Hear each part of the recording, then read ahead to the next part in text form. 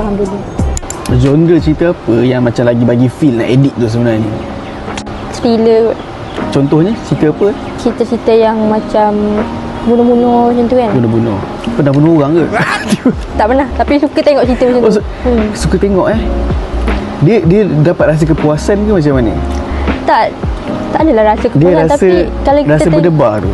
Tak, dia tak ada. Cuma bila tengok tu rasa macam mana boleh jadi macam tu kan. Dia macam jadi question diri sendiri.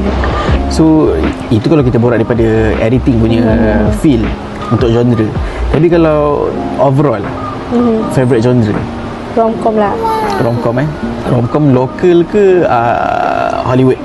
Sekarang kalau banyak tengok western dengan Korea punya itulah, K-drama.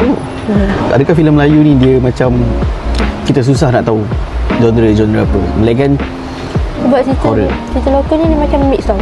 Dia macam tak ada pendirian. tak tetap. Tak tetap. Itu kalau kita cerita pasal romcom, lokal punya romcom kan. Tapi kalau filem lokal yang genre macam filem yang menang baru-baru ni yang Babah tu, cerita-cerita macam tu layan juga. Tak. Oh my god. Kenapa kan? Sejujurnya memang jarang layan lokal. Sebab kita rasa cringe ke bila bercakap dalam bahasa yang kita faham tu? Mungkin sebab kita dah terbiasa tengok macam western, Korean drama kan. Local filem yang ada editing gempak so far. Maybe Block Brothers kot. Okay, Block Brothers rasanya menang juga dekat sinematografi dia. Sebab dia ada macam scene terbakar, meletup kan. Tu rasa macam benda tu tak nampak macam fake.